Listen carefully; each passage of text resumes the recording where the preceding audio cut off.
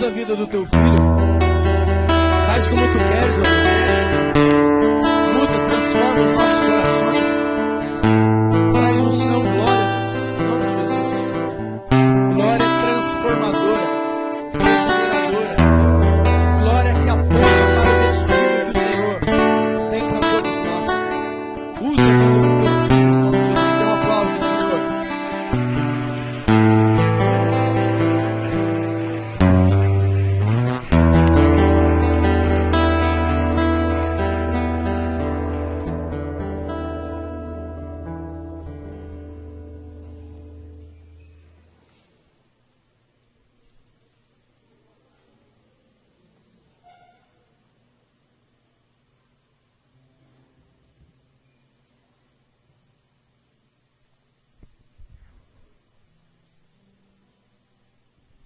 Amém.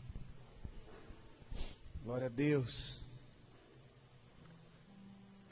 Aleluia. Nós te damos toda a honra, Senhor. Nós te damos toda a glória. Toda a reverência devida a Ti nessa noite, nós te entregamos a Ti. Entregamos nossas vidas a Ti. Viemos aqui oferecer o nosso culto racional a Ti, ó Pai, e entregamos nossas vidas como ofertas no Teu altar. Manifesta, Senhor,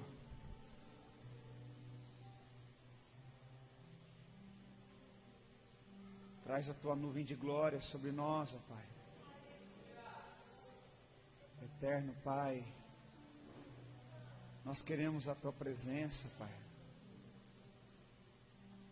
O nosso desejo, o nosso coração está quebrado. E o nosso desejo é dizer para o Senhor, como Moisés disse: não nos faça sair deste lugar se a Tua presença não for conosco.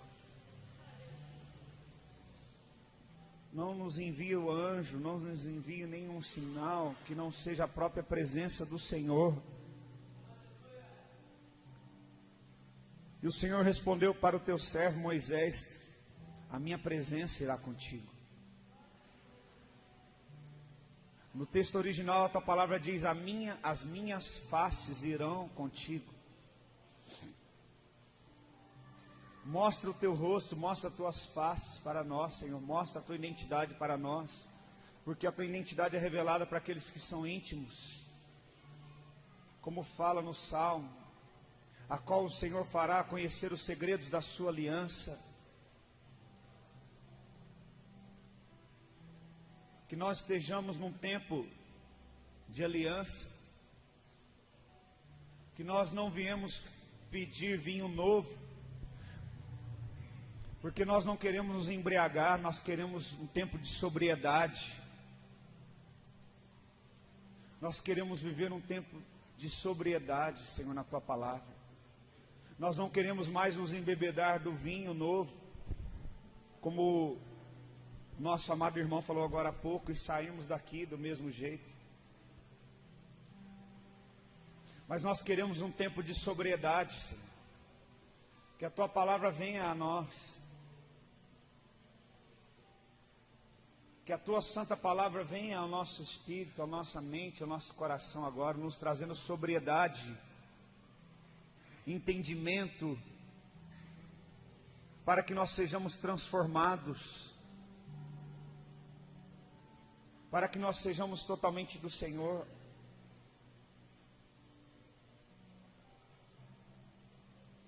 Traz neste lugar agora, Senhor, a Tua presença e traz o Teu santo temor. Traz reverência, Senhor, para que nós possamos lhe dar a reverência devida no nosso proceder, no nosso olhar, no nosso pensar, no nosso raciocinar, até mesmo com o nosso corpo, Senhor.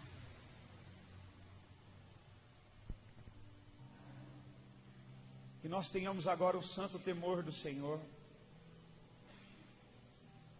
Que nós não fiquemos agitados por causa do calor, viemos nos levantar várias vezes e várias vezes para beber água, para ir ao banheiro. Mas que nós possamos nos render a Ti, Senhor, em santidade, em temor. Nós oramos para que o Senhor traga de volta o temor aos nossos corações.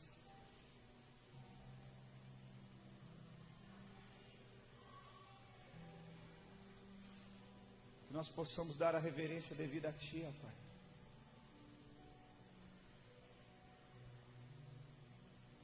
Tu és poderoso, um Deus de boas obras.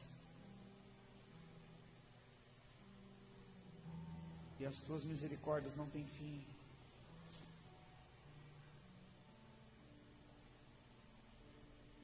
Nós queremos Te exaltar, Te glorificar nesta noite, Senhor. Queremos elevar o Teu santo nome neste lugar. E Te pedimos, Senhor, envia a Tua glória sobre nós. Nós não queremos a unção, nós queremos a Tua glória. Como Moisés falou, mostra-me a Tua glória. Porque só a Tua glória pode nos transformar. Só quando o Senhor manifesta a Sua identidade, nós podemos ser verdadeiramente transformados. Agora, com o véu arrancado dos nossos rostos, nós contemplamos o Senhor. E assim, pelo Senhor, nós nos tornamos semelhantes ao Senhor.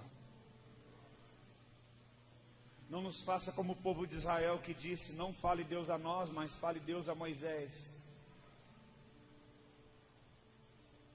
Que nós não possamos vir poupar a nossa vida, poupar-nos. Porque certamente aquele que vê o Senhor morrerá. Então nós queremos Te ver, Senhor, para que morra dentro de nós aquilo ainda que impede de nos tornarmos totalmente do Senhor. Nós queremos que o Senhor se manifeste e se revele a nós, para que venha morrer em nós o nosso egoísmo, o nosso orgulho, o nosso direito, a nossa razão. Nós não queremos viver embriagados do vinho novo e beber uma dose a cada domingo, mas nós queremos que o Senhor verdadeiramente se manifeste a nós, para que nós possamos verdadeiramente morrer, Senhor.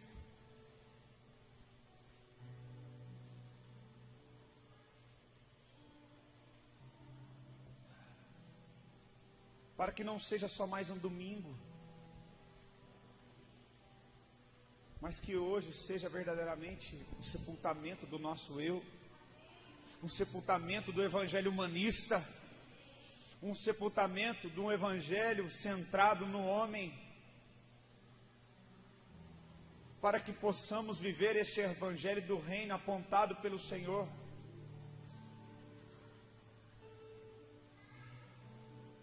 Ah, sim.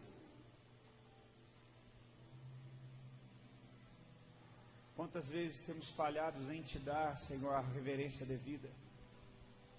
Quantas vezes, Senhor, nós não temos interesse, ó Pai, em gastarmos tempo na Tua presença, porque nós não importamos com isso,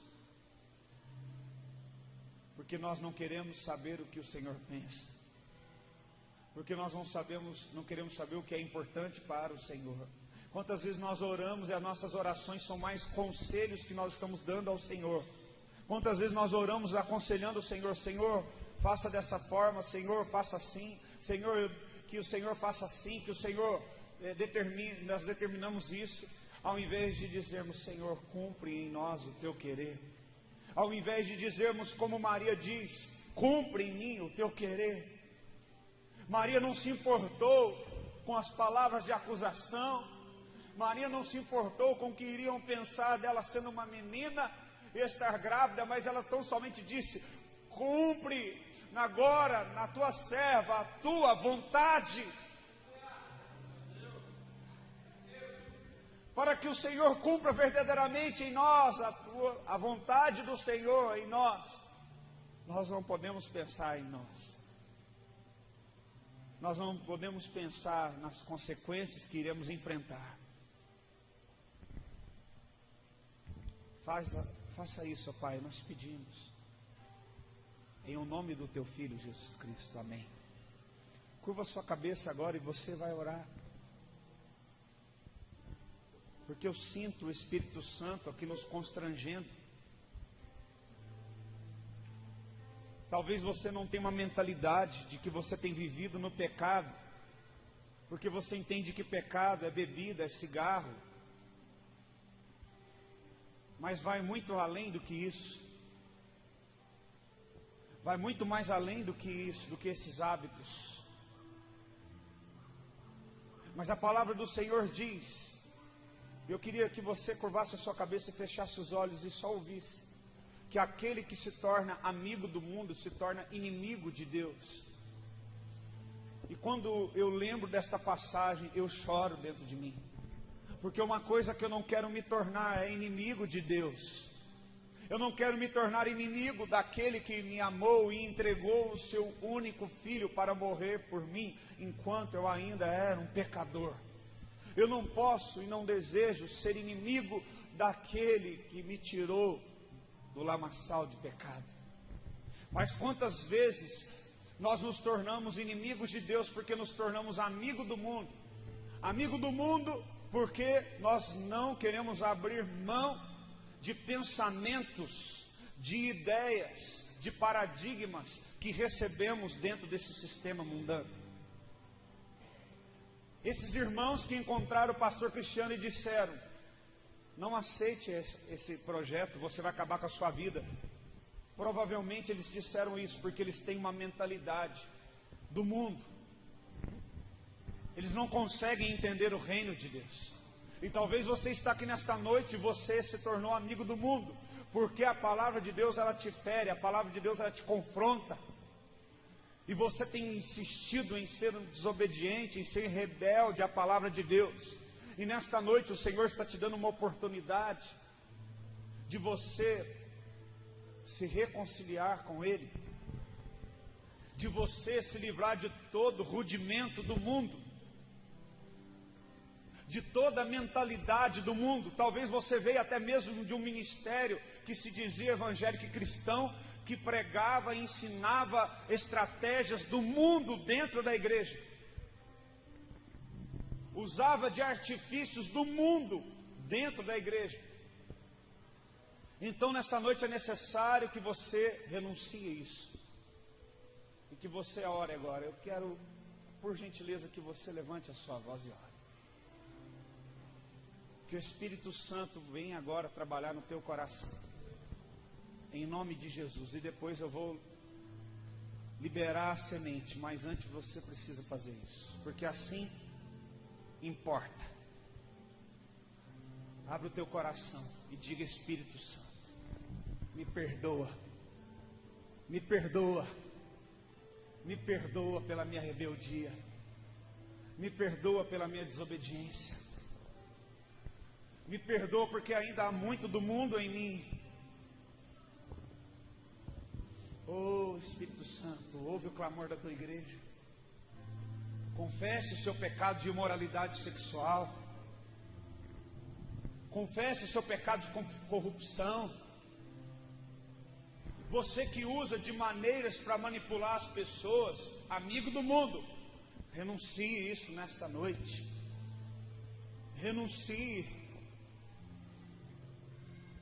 Se livre de toda bagagem, de todo peso que está de uma forma tenaz, sagaz, assediando você a ficar com os pés presos nesse chão dessa terra.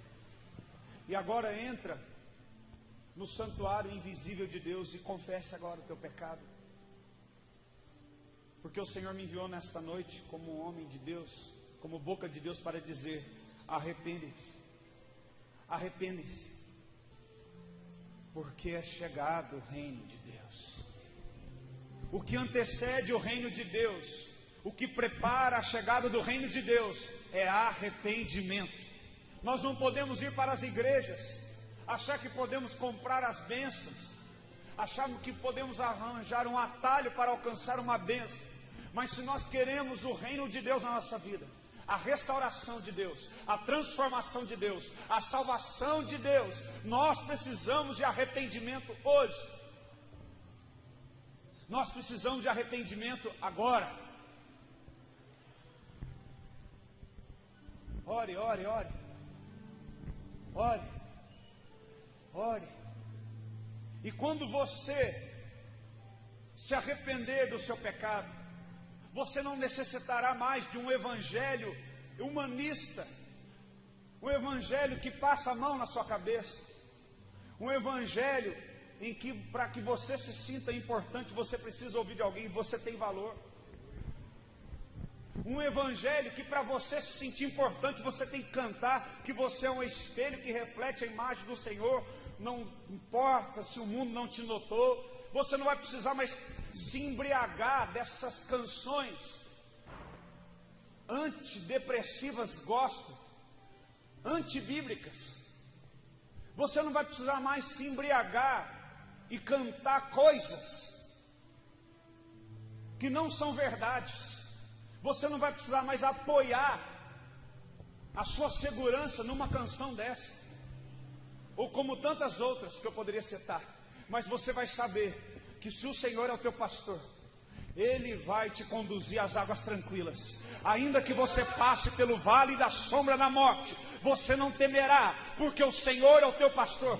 Então você não vai precisar chorar porque alguém não te notou, e cantar uma canção triste porque alguém não te notou, porque alguém não percebeu você, ou porque alguém não te deu algum reconhecimento.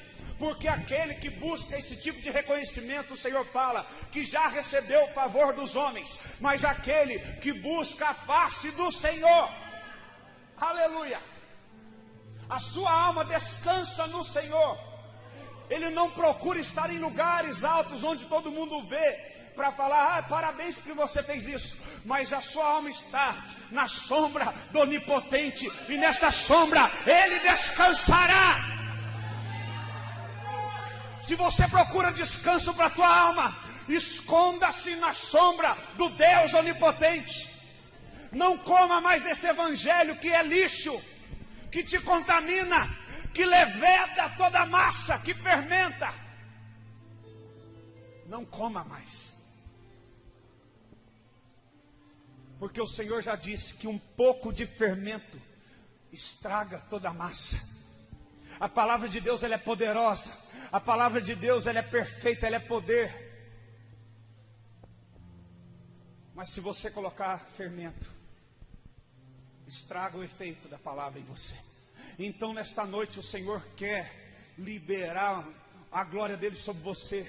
E nem que você derrame em lágrimas, e nem que você derrame em gotas de suor, que você venha expurgar toda a toxina, que você venha expurgar todo o fermento que adentrou no seu organismo, que adentrou no teu espírito, e que você seja um defensor da palavra, que você olhe e diga, não, isso não é de Deus, isso eu não vou pôr na minha casa, embora está falando que Deus está nisso, porque a palavra de Deus diz que naqueles dias haverão falsos mestres, falsos profetas, muitos dirão, ele está lá, ele está aqui, haverá falsos cristos. Então nós não podemos aceitar tudo que vem em nome de Cristo,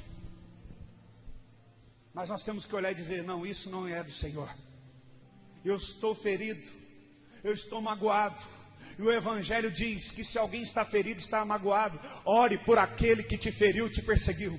O Evangelho não diz que eu tenho que virar e cantar, que o dia que eu for abençoado, eu vou olhar para aquele que olhou para mim, passar pela prova e não me ajudou. E quando ele me vê na bênção, ele vai ter que se arrepender e ver o que Deus está fazendo na minha vida. Não, o Evangelho não diz isso. Isso é fermento. São músicas escritas para vender e ganhar dinheiro. São músicas escritas para servir a um Deus que se chama Mamon.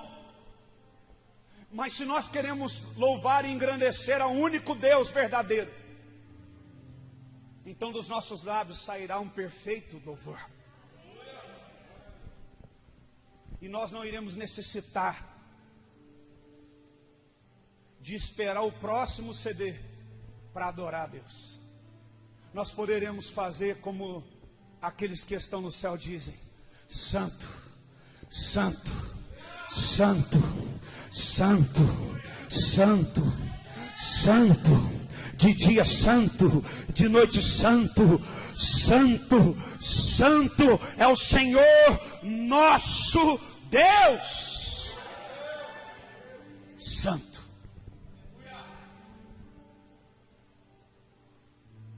Aleluia.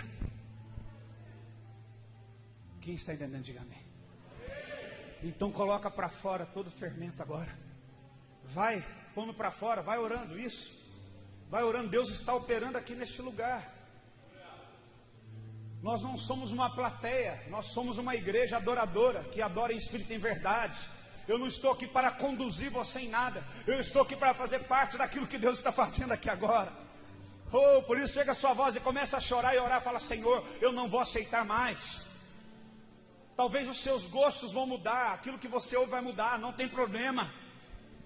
Se necessário for para você viver uma vida de santidade. É tempo de sobriedade. Não é tempo de vinho novo. Não é tempo de nos embebedarmos. É tempo de sobriedade. É tempo de colocarmos nossos rostos na rua e dizer: só o Senhor é Deus. É tempo de nós encontrarmos na rua pessoas que dão mau testemunho e abrir a Bíblia e falar: eu vou te exortar porque eu te amo. Você está em pecado, arrepende-te, conserta a tua vida hoje. Eu estava essa semana, olha para mim só um instante, por favor. Na sexta-feira eu estava na porta do hospital lá de Pouso Alegre para fazer uma visita. Eu estava em consagração. Se tem uma coisa, irmãos, que eu estou fazendo nos últimos dias, eu só estou chorando. Eu só choro. Eu só choro e falo: Senhor, não tira de mim o teu santo temor. Senhor, eu não quero perder o temor. Senhor, eu não quero perder o Senhor. E eu estava lá no hospital e eu carreguei a minha Bíblia e fui com ela assim. Às vezes a gente carrega a Bíblia numa maleta para ninguém ver, ou às vezes carrega no celular para ninguém ver. Eu estou acostumando agora a andar com a minha Bíblia. E eu fui vestido de pastor, fui de sapato, fui desse jeito. Falei: eu vou descer para todo mundo ver. Não é assim que eles acham que se veste, então eu vou assim para eles saberem. Não que isso me define, mas se é assim que eles definem, então eu vou assim, porque eu não me envergonho do Evangelho. E aí eu fiquei lá na porta do hospital, estava começando a liberar as filas para pegar os documentos para entrar no hospital. E a plataforma da entrada do hospital é mais alta do que a rua. E eu estava ali esperando, estava perto do parapeito ali da plataforma e vi que havia vindo algumas jovens. E elas estavam com a roupa muito curta. Então eu fiz aquilo que a palavra manda. Eu peguei e me virei e dei as costas. Porque eu não quero perder a presença do meu Deus. Então eu desviei os meus olhos e fiquei de costas. Só que aqui havia dois homens, um mais velho e um mais novo. E eles começaram a falar em voz alta várias palavras obscenas. Várias palavras baixas. Mesmo de costa eu ouvi. E eles se empolgaram tanto que eles vieram e falaram: ei, me chamaram. Você não vai olhar? Olha lá. E na hora que eu me virei com a Bíblia, eles olharam em mim e ficaram sem jeito. E deram uma risadinha. Pai do Senhor, irmão. Eu continuei assim.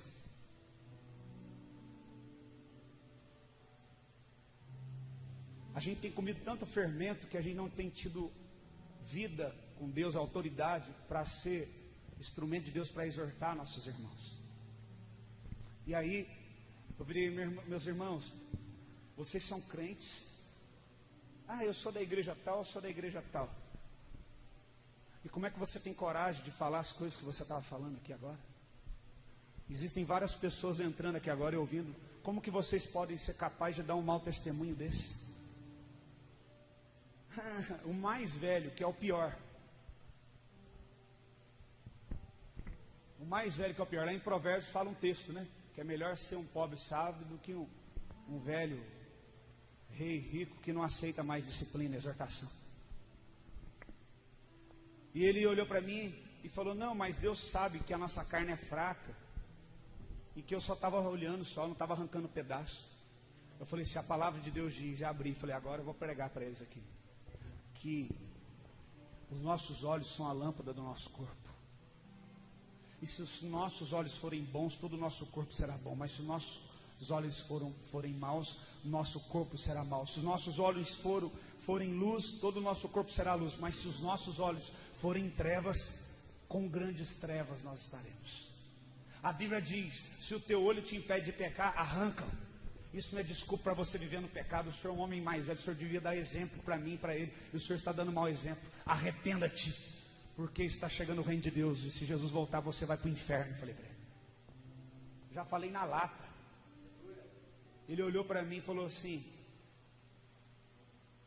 lá na igreja, estou há tanto tempo, eu sou um dos mais, olha para a minha idade, eu sou um dos mais novos lá dos líderes, e você vem falar isso para mim? Eu falo: na autoridade do nome do Senhor, da palavra, eu digo: arrependa-te do teu pecado, porque eu sou escravo da imoralidade sexual. Falei desse jeito para ele. Ele falou: me dá licença, e foi para a fila.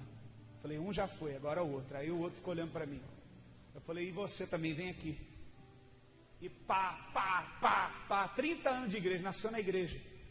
Aí ele começou a chorar: não, eu estou aqui, que meu pai, nós somos de outra cidade, está internado, mas glória a Deus, Deus livrou ele da morte, era para ele ter morrido. Eu falei: então, arrependa-te hoje do seu pecado. Irmãos, nunca foi tão necessário pregar sobre arrependimento. Mas por que muitos não pregam sobre arrependimento? Porque nem todos vivem uma vida de santidade. Quem não tem uma vida de santidade não tem autoridade para corrigir.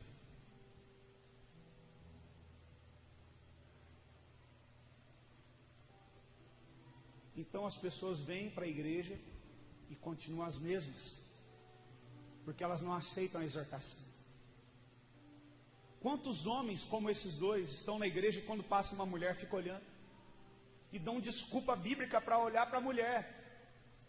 Isso não vai servir de justificativa quando você estiver diante do trono de Deus, e nem eu. Nós não podemos buscar a Deus por medo de ir para o inferno, irmão. Mas uma coisa nós temos que ter, voltar a ter o santo temor. Nós temos que orar e chorar até que venha a ser expurgado de nós todo pecado, todo falso evangelho. Porque a palavra de Deus diz que nós ouviríamos falar de guerras, divisões entre pai, mãe, filho, terremotos. Mas o Senhor fala: mas quando este evangelho do reino for pregado, seria o fim, para que este evangelho sirva de testemunha para as nações. Então, enquanto eu tiver 1, 2 ou 3 que estão pregando este evangelho, Jesus fala como se estivesse apontando para o modelo do evangelho que Ele quer que seja pregado. Nós estamos anunciando a vinda dEle até que Ele venha. E uma coisa que o Senhor tem falado no meu espírito, que a igreja perdeu também o temor da expectativa da volta de Cristo. Se nós pegarmos a Bíblia, nós temos inúmeras profecias. Por exemplo, o próprio Moisés foi profetizado na época dele que viria um libertador. O povo já estava há mais de 400 anos no Egito, mais de uma geração no Egito. Mas naquela época, naquele momento, havia sido profetizado que Deus iria levantar um libertador. E até o Egito acreditou nisso. Tanto é que o Egito mandou matar as crianças que nasceram naquela época, naquela geração.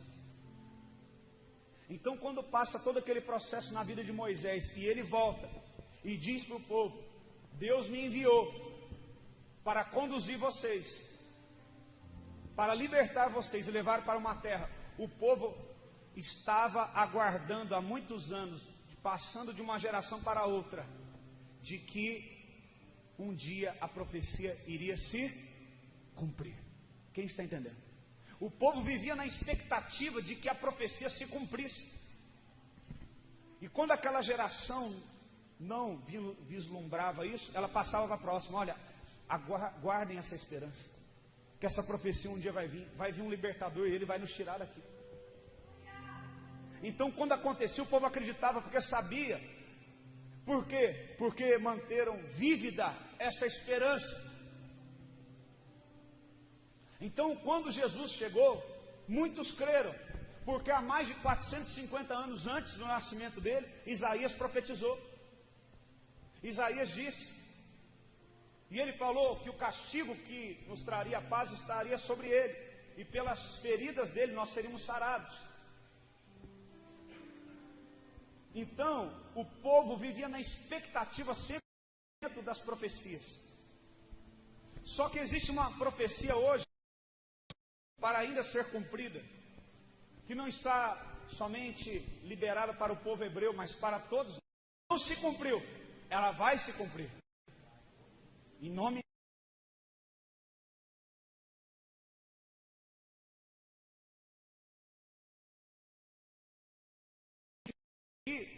que era passado de geração para geração as profecias para que mantesse viva a esperança. Nós temos visto uma igreja que pregava. Eu tenho 36 anos de idade, fui criado na igreja, eu via falando da volta de Cristo. E eu vi os anos passando e as pessoas deixando de pregar a volta de Cristo. Eu vi os grandes pregadores, quando Deus colocou eles lá para ser um arauto, pregar dinheiro, pregar riqueza nesse mundo, mas não pregar que Jesus está voltando e que aquele que está em pecado deve se arrepender. E essa geração a qual nós vivemos hoje foi esfriando da expectativa vívida de que a promessa de que Cristo voltará realmente aconteça. Quantos estão entendendo o que eu estou dizendo? Então nós ficamos o quê? Em busca de uma bênção momentânea, em busca de um pedaço de lata de um carro, em busca de um pedaço de tijolo, uma casa, em busca de bens materiais, planos materiais, objetivos materiais, reino material, porque nós perdemos a esperança. Jesus não vai voltar nada. Quando eu era pequeno lá na igreja eu escutava isso, já passou quantos anos, Jesus não voltou. Só que tem um porém. Só que existe um porém. Nunca se ouve em nenhuma geração tantos cumprimentos de profecias bíblicas sobre o retorno de Cristo para buscar a sua igreja. E quando eu falo da volta de Cristo, nós temos que entender para não confundir. Eu não estou falando quando Cristo pisar nesta terra para julgar a terra. Eu estou falando quando Ele aparecer nas nuvens para buscar a sua igreja agora. É nesse ponto que eu quero falar hoje, através do Espírito. A Bíblia conta algumas coisas interessantes para que nós possamos entender um pouco. Eu quero que você seja rápido e abra a Bíblia comigo, porque eu tenho no máximo aqui 30 minutos. No livro de Gênesis, no capítulo 1, versículo 14. Gênesis 1, 14. A palavra de Deus nos diz algo interessante, muito interessante. Que eu seja um instrumento do Senhor hoje aqui para que gere em você através do Espírito, não através de mim, mas eu como porta-voz possa gerar um santo temor em você, que você pense, Jesus está vindo buscar a sua igreja. Que você saia daqui com um friozinho na barriga, que você volta a ter essa expectativa e esperar nisso. Gênesis capítulo 1, verso 14 diz: Disse também Deus: haja luzeiros no firmamento dos céus, para fazerem separação entre o dia e a noite. Vamos ver quais são as finalidades, os propósitos para qual Deus criou os luzeiros: sol, estrelas, astros, lua. Primeiro, para fazer a separação entre o dia e a noite. Qual outro propósito para qual Deus colocou luzeiros no céu?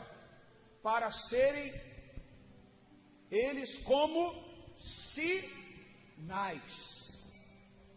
Outro propósito, para estações: primavera, outono, verão, inverno. E depois, para dias e anos.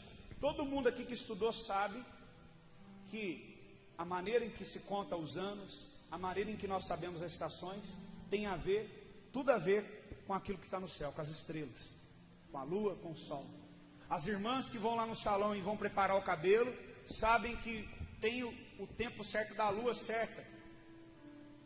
Isso afeta até no crescimento do cabelo no nosso corpo. Mas aqui, eu quero me atentar para um propósito a qual Deus colocou os luzeiros no céu. E esse propósito principal é para sinais. Eu gostaria de substituir essa palavra sinais por sinalização. Todos nós que somos condutores, aqui dirigimos um veículo, nós sabemos que nós precisamos de sinalização. Você pode ser o melhor piloto. E todo piloto, ele tem duas coisas. Ele tem uma origem e um destino. Amém?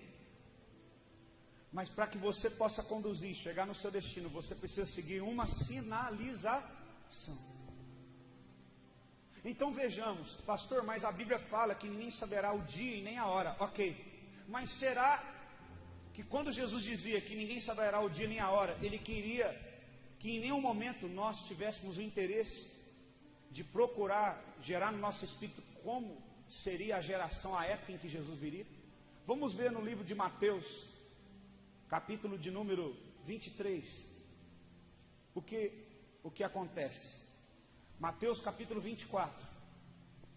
O que o Senhor Jesus diz para os seus discípulos?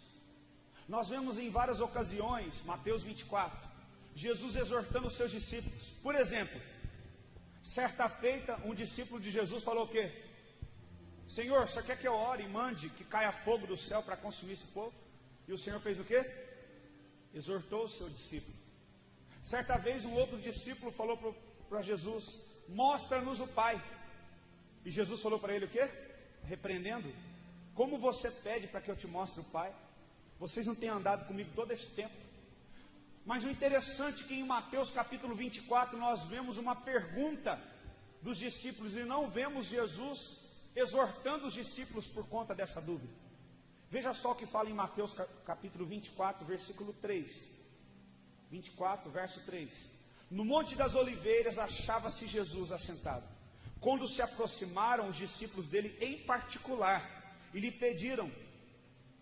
perguntaram, dizendo: dize-nos quando sucederão estas coisas, e que sinal, repita comigo, e qual será o sinal, mais forte, e qual será o sinal, aleluia, da tua vinda?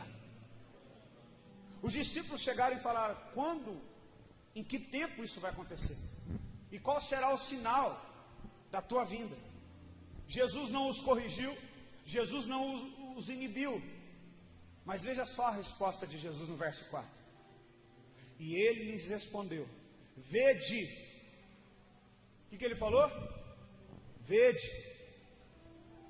De novo, o que ele falou? Você lembra quando Abraão estava dentro da tenda? E ele estava olhando para a mulher dele, vendo que ela já era avançada de dias, não podia engravidar? Para que Deus fizesse que Abraão lembrasse da promessa e suscitasse nele esperança, o que Deus fez?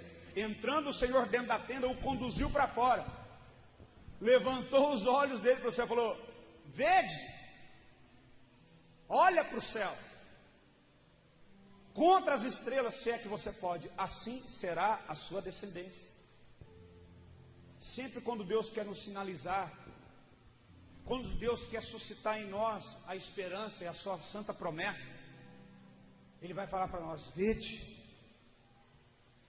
tira os seus olhos da onde você está tirando, volta os teus olhos, vede. Meu irmão, nesta noite o Senhor está querendo dizer para você: vede, para que ninguém te engane. Sabe como que você vai evitar de ser enganado? Quando você tirar os seus olhos da distração desse mundo, do evangelho desse mundo, e você olhar para aquilo que realmente importa, para aquilo que Deus quer te mostrar. Existe um evangelho aí com malabarismo, com luzes, com touro mecânico dentro da igreja, com entretenimento. Mas existe um evangelho também dizendo: arrependei-vos, porque é chegado o reino de Deus, e aquele que quiser vir após mim, tome a sua cruz, negue-se a si mesmo, e depois vem, siga-me. Então vede, volte os seus olhos. E ele fala: vede que ninguém vos engane. Jesus deixa muito claro que é importante estarmos alertas, atentos, para não sermos enganados, porque ninguém sabe nem o dia e nem a hora. Qual é o objetivo de não sabermos o dia e a hora? Para que nós possamos viver em constante arrependimento e santidade, para que a gente não tenta dar a volta em Deus, porque senão nós daríamos. Sim ou não? Sim ou não? Vamos ser sinceros, seja honesto. Então ele quer gerar em você esse santo temor. Quando será que é? Nossa, está cumprindo as profecias. Olha só o que está acontecendo. E aí ele continua dizendo: porque virão muitos em meu nome, dizendo: eu sou o Cristo. Ele não está falando aqui, irmão, daquele louco que deve tomar remédio, daquele Henrique Cristo que fica lá, ó pai. Ele não está falando daquele cara, não. Sabe de quem ele está falando aqui? Daqueles que dizem que são representantes de Cristo, daqueles que dizem que são pregadores do evangelho e não são. Virão muitos em meu nome dizendo: ó, Cristo está aqui, vem cá receber a tua bênção, vem cá receber o teu milagre.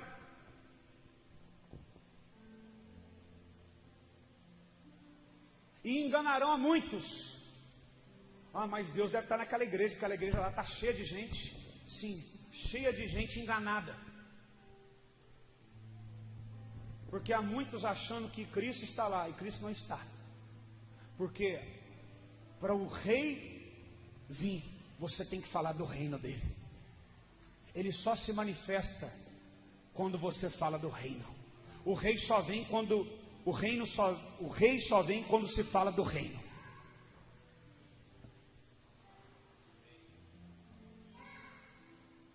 Por isso que na oração do Pai Nosso fala: venha a nós o teu reino. Porque quando o reino vier, o rei vai vir junto. E ele fala, verso 6: e certamente ouvirão falar de guerras, rumores de guerras. Vede, não os assusteis, porque é necessário que tudo isso aconteça, e ainda não será o fim, porquanto se levantarão nação contra nação, reino contra reino, e haverá fome e terremotos em vários lugares. Porém, tudo isso é o princípio das dores. Então sereis atribulados, matarão vocês, serão odiados de muitas nações por causa do meu nome. Muitos irão escandalizar, trair, odiar aos outros. Levantar-se-ão muitos falsos profetas que enganarão a muitos, e por se multiplicar a iniquidade, o amor de muitos se esfriará. Aquele, porém, que preservar até o fim será salvo. E será pregado este evangelho do reino para todo mundo, para testemunho de todas as nações. Então virá o fim. O fim só vai vir quando homens e mulheres tementes a Deus se oporem a este tipo de evangelho e pregar o evangelho do reino. Por quê? Este evangelho do reino será de testemunho das nações, ou para salvá-las, ou para julgá-las. Ninguém poderá dizer: não, mas eu era tal de tal igreja, em teu nome expulsei demônio, em teu nome eu fiz um tanto de coisa. Não, eu nunca te conheci, mas você teve a oportunidade de me conhecer, porque você ouviu aquele homem de Deus falando do meu reino, falando do evangelho, deste evangelho que eu vivi. Ele viveu também, ele tomou a sua cruz também, ele se renunciou também. Então este evangelho que você não quis, será como testemunha para julgar você. Mas se eu e você nos arrependermos, querido, este evangelho que nós queremos, este evangelho de cruz, este evangelho de entrega, este evangelho de amor ao próximo, este evangelho de um novo mandamento que diz: amar o Senhor acima de todas as coisas, com toda a sua força, de todo o teu coração, de toda a sua vontade, com tudo que você tem. Se você aceitar este evangelho será de testemunha para dizer: vinde benditos do meu Pai.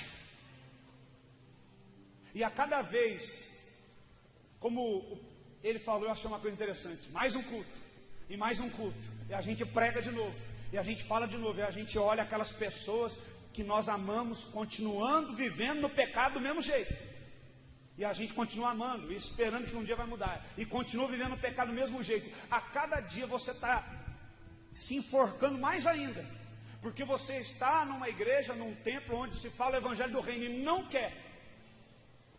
quer esse evangelho, e ele será como testemunha para condenar você naquele dia. E o próprio Espírito Santo, que convence o homem do pecado, será também testemunha, vai falar: olha, eu estava lá, eu estava à porta do coração, competia ele abrir o coração para mim, mas ele não quis se dobrar, se quebrantar a mim. Eu sou testemunha que eu estava lá e ele não quis. E quando eu ouço isso, querido, eu choro, sabe por quê? São poucos que têm se tornado arauto de Deus para falar desta verdade.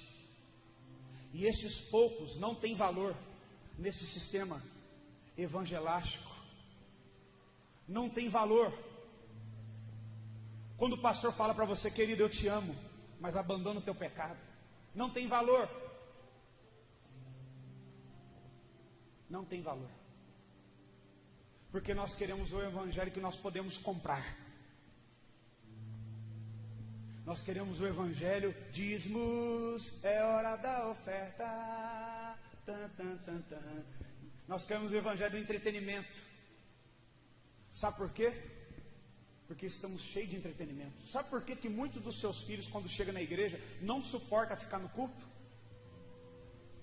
Porque na sua casa você nunca fez um culto. Então ele não vai suportar estar num ambiente a qual ele não está acostumado. Sabe por que o seu filho dentro da igreja, os dedos dele até coçam? Ele quer chutar a cadeira da frente. Sabe, você está sentado e tem um menino abençoado chutando a sua cadeira assim? E ele está hiperativo, sabe por quê?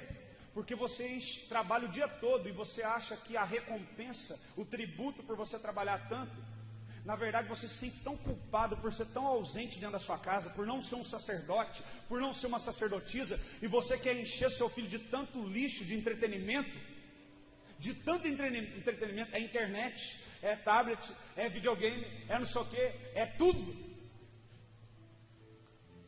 que quando ele chega num ambiente que ele tem que só dar o coração dele, ele não precisa dar dinheiro, não precisa dar nada, ele não consegue fazer isso, porque ele tem que estar entretido com alguma coisa que não é verdadeira, mas que é artificial.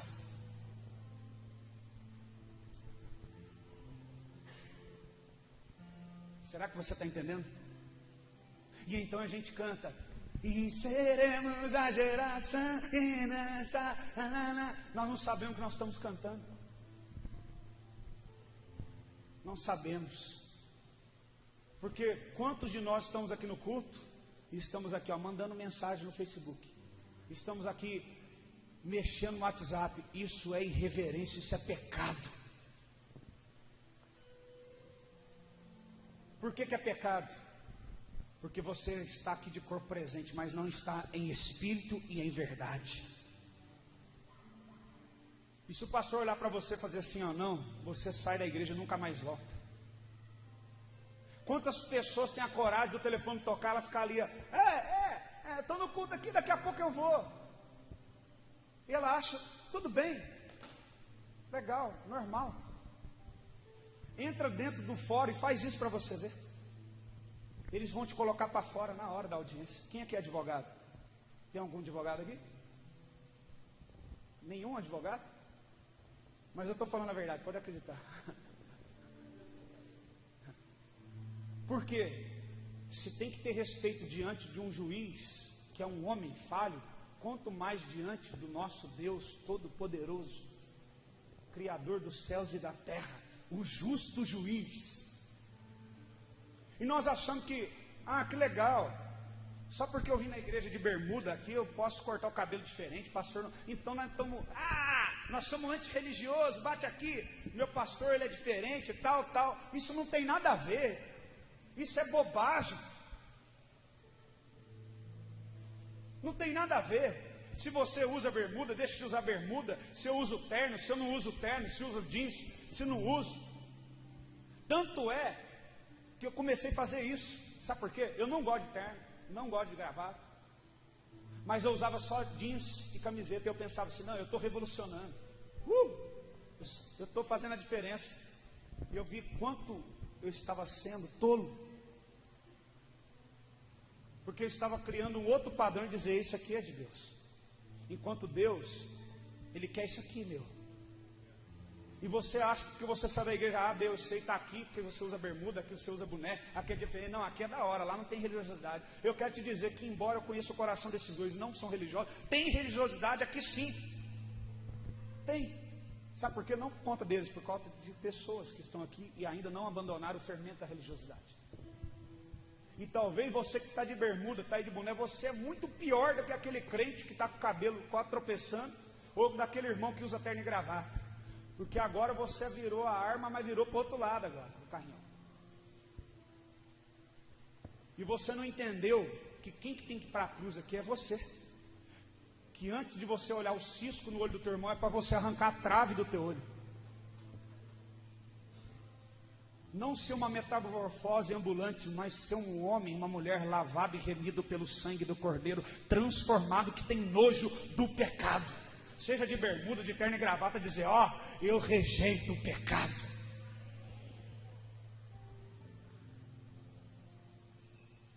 E o Senhor está falando, vede, para que ninguém vos engane. E o que mais me preocupa, porque essa geração não é uma geração que gosta de ver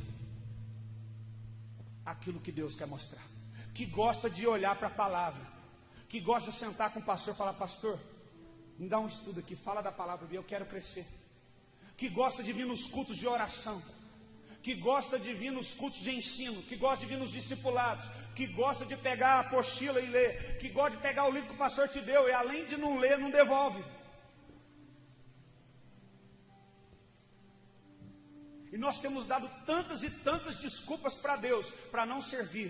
Ele está falando, vede para que ninguém vos engane. E nós estamos querendo tomar do vinho, vamos lá, que nós vamos chapar naquele culto, é chapação.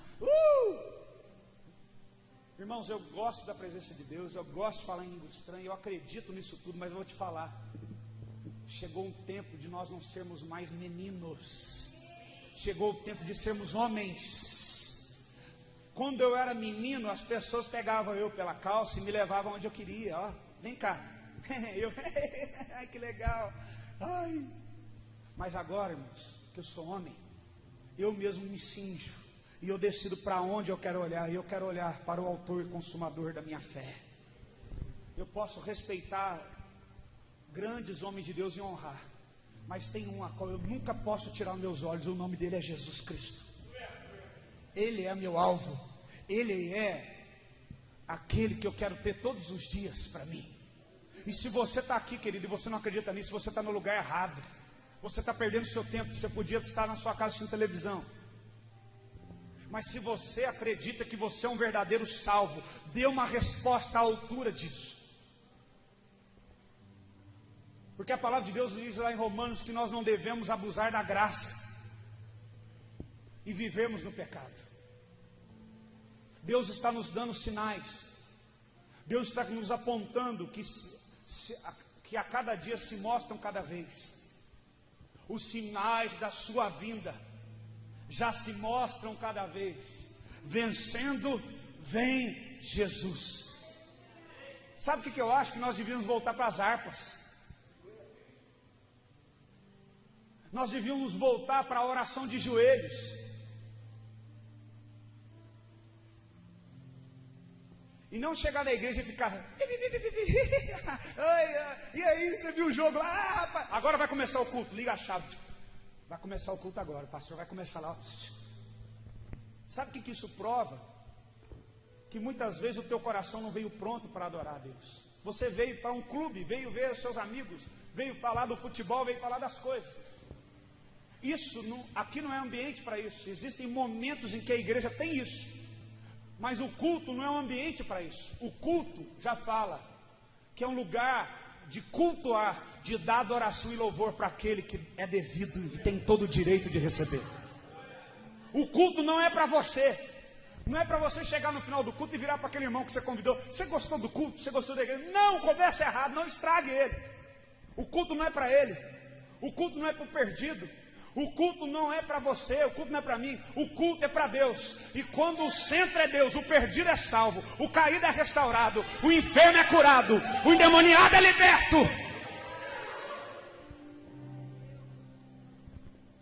Então o culto não é para você.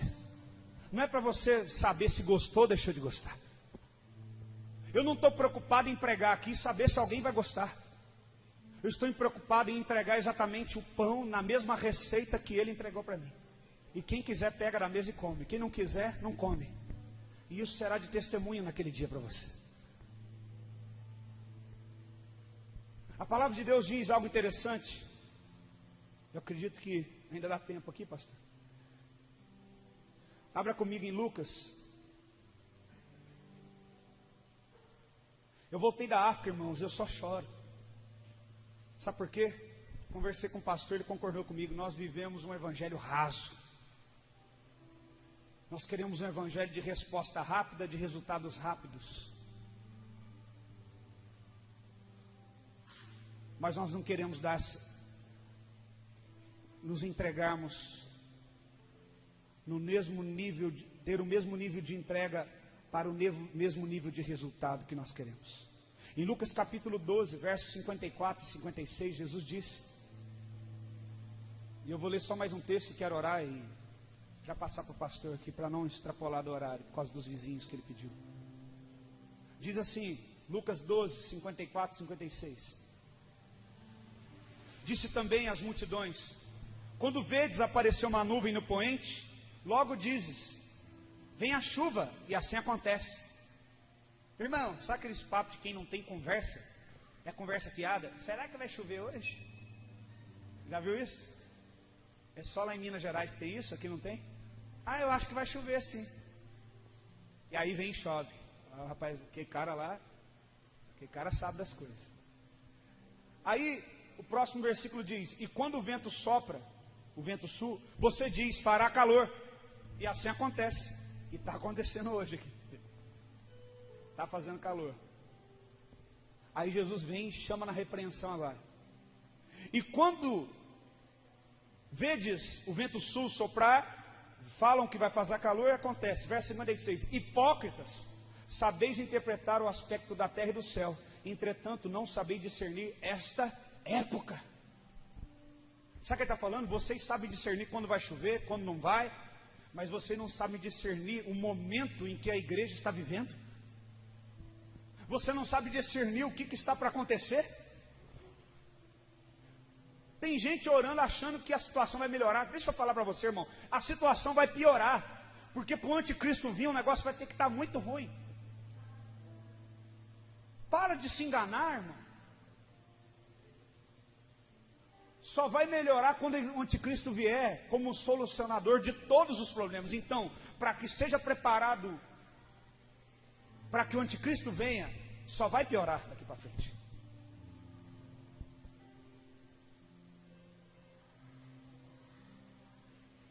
Então, o que nós podemos fazer? Vede, para que ninguém vos engane. O que nós devemos fazer? Não nos apoiarmos no dinheiro, não nos apoiarmos no que temos. Porque quando isso não nos restar mais, ainda pode nos restar a fé, ainda pode nos restar a esperança. Um certo homem olhou e falou, olha, a minha colheita foi maior do que o ano passado, vou aumentar o meu celeiro, e vou estocar, e vou ficar descansar, vou descansar a minha alma. Louco, porque esta noite pedirão a tua alma. A igreja precisa voltar a ter temor.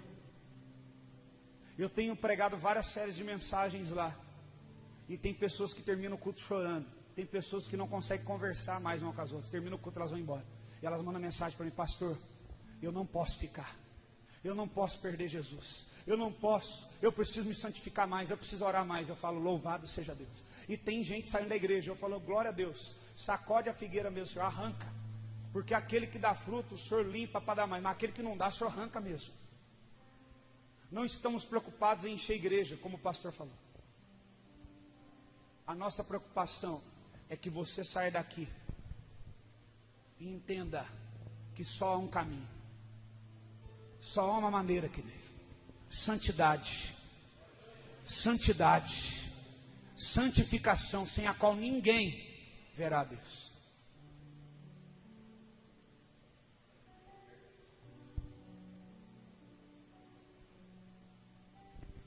Se você ler lá em Gênesis capítulo 15, depois você lê na sua casa, conta a história em que Deus apareceu para Abraão e falou: Abraão ainda chamava Abraão: Abraão, eu vou fazer uma aliança com você, a sua descendência será numerosa sobre a terra, e da sua semente nascerá uma nação.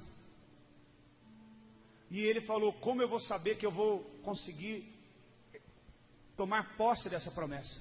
E o Senhor falou para ele: prepara um altar e oferece para mim o holocausto. Ainda Moisés não tinha vindo, não tinha estabelecido holocausto, santuário, mas Abraão andava com Deus. E ele então colocou ali os animais, partiu os animais e colocou. E era à noite quando isso aconteceu. Depois você lê na sua Bíblia, Gênesis 15. Deus tem falado muito comigo nessa palavra. E então fala que quando aquelas aves estavam ali no altar, qual que é o próximo passo? Abraão nunca tinha oferecido um sacrifício para Deus. Ele não conhecia o Pentateuco. Ele não tinha conhecido Moisés ainda. Ele não conhecia o santuário estabelecido por Deus para Moisés. Ele não sabia que era a Arca da Aliança, não sabia nada disso. Mas Deus falou: eu quero fazer uma aliança com você. E então ele colocou no altar a oferta e esperou. Você precisa de um altar, você precisa de uma oferta. E depois, o que acontece? Deus responde com fogo e queima a oferta, para provar que ele se agradou da sua oferta. Mas conta a palavra que Abraão ficou esperando, e os animais estavam sobre o altar, e demorando de algo acontecer, começaram a vir aves de rapina. E as aves desciam sobre o altar para comer a oferta. E então fala que Abraão começou a enxotar as aves. E ele ficou a noite toda, irmão, enxotando as aves.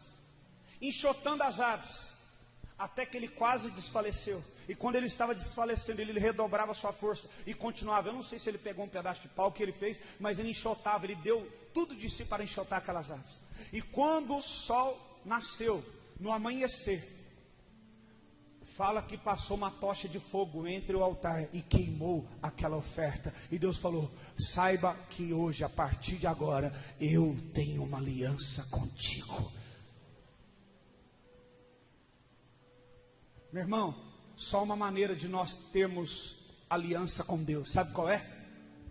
Pela oferta expiatória que foi entregue na cruz por nós, que se chama Jesus Cristo. Só que tem o seguinte, meu irmão: a oferta já foi dada, o altar já foi preparado, mas quem tem que enxotar as aves de cima do altar é você. Quem tem que enxotar as aves que vem roubar a palavra, que vem roubar a tua fé é você. Nem que você gaste força física, nem que você gaste tempo. Não esse evangelho de miojo de 3 minutos que você entra no seu quarto: Senhor, abençoa, obrigado em nome de Jesus, amém. Evangelho, oração de criança de 2 anos de idade, não! Você precisa gastar tempo, você precisa derramar suor, lágrimas no teu quarto em secreto, até que ele venha e passe o fogo e diga: agora sim, eu tenho uma aliança com você.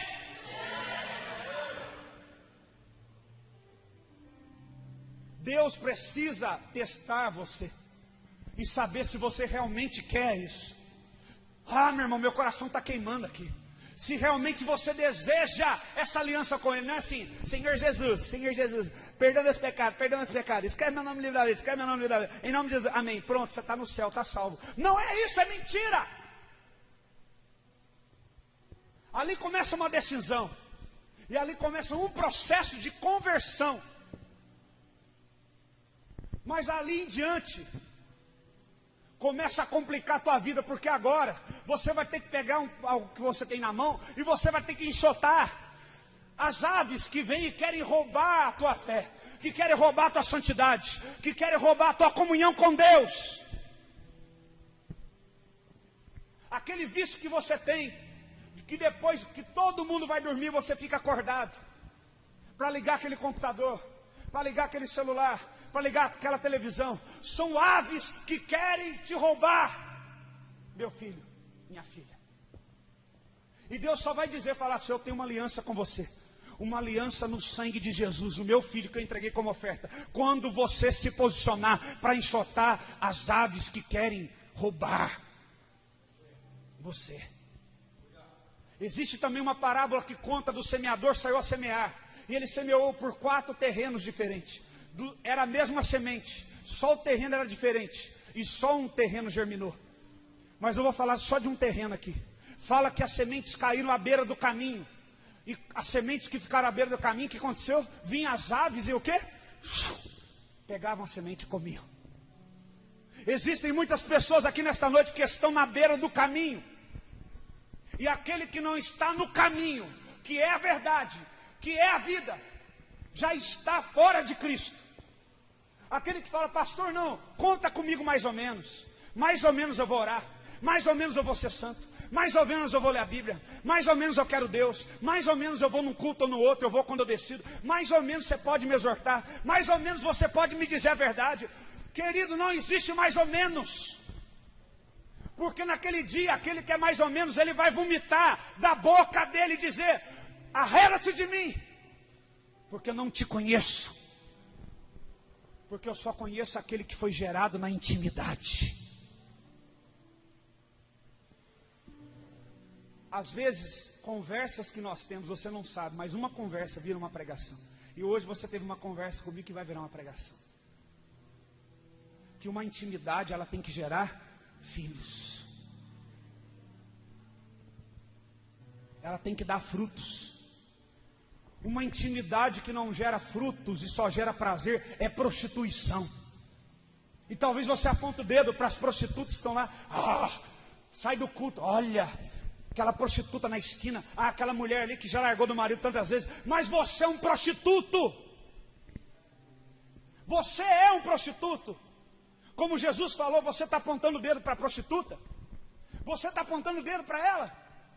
Sabe o que é prostituição? É tudo aquilo que é feito por prazer. Aquilo que deveria ser feito com aliança é feito por prazer, por troca. Você que tem falado: Deus, se o Senhor não fizer isso, eu não vou te servir mais. Prostituição. Deus não vai fazer, sabe por quê? Deus não é Deus de prostituição. Deus não é Deus que deita com adúltero. Não, Senhor, porque a minha bênção, a minha isso, o meu aquilo, eu quero desse jeito. Não.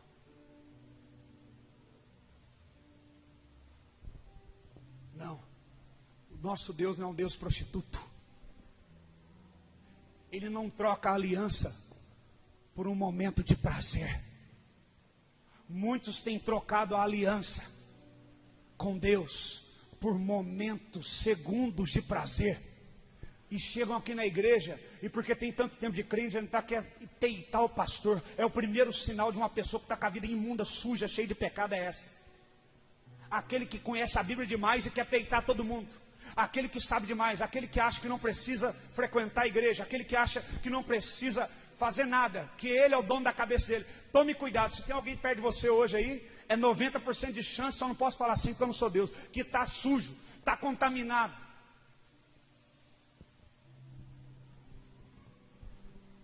Temos trocado a aliança por momentos de prazer.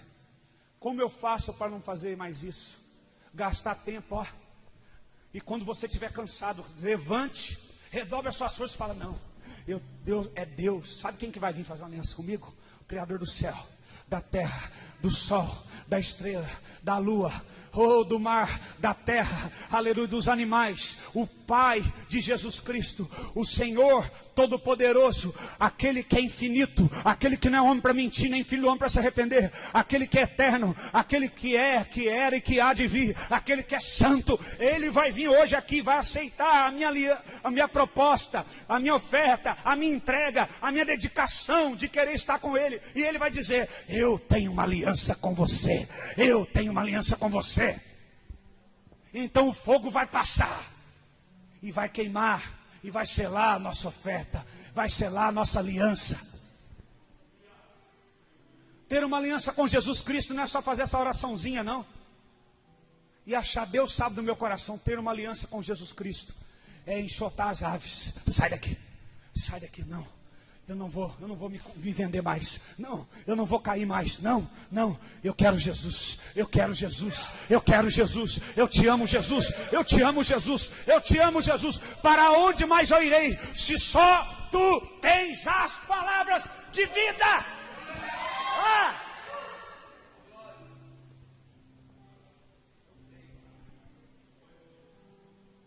Então nessa noite você precisa espantar aves de rapina que estão pousando sobre a tua cabeça, que estão te enganando. Amizades. Eu poderia trocar hoje aquele versículo: se o teu olho te faz pecar, arranca-o. E posso facilitar para você ou não, porque eu acho que vai ser mais difícil. Talvez seja mais fácil para você arrancar o teu olho do que fazer isso. Se o Facebook te faz pecar, arranca-o da sua vida. Se o Facebook te faz pecar, exclui o seu Facebook hoje. Você viveu até hoje sem Facebook e vai conseguir viver sem ele.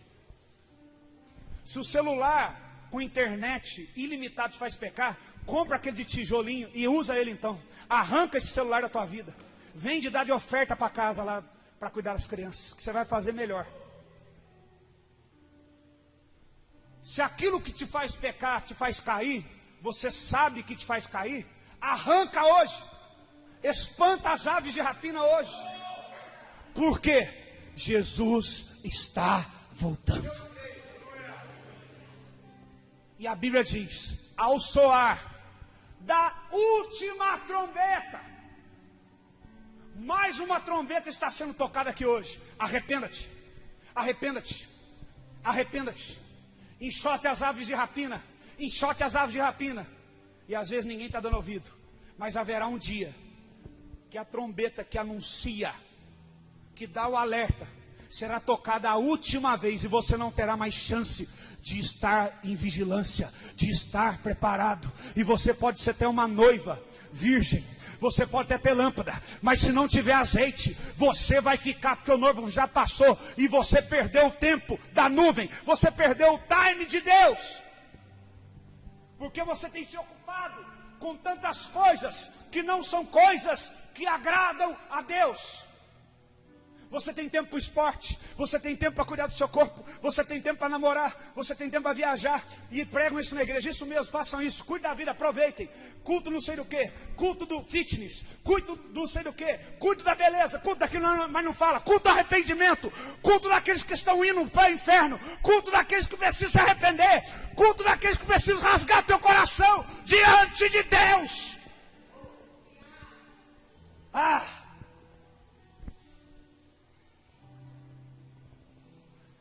Será que você está entendendo o que está acontecendo aqui hoje? Eu não consigo falar de outra coisa mais. Então já passou de 9h40 que você tinha me pedido, mas nós vamos orar. Curva a sua cabeça.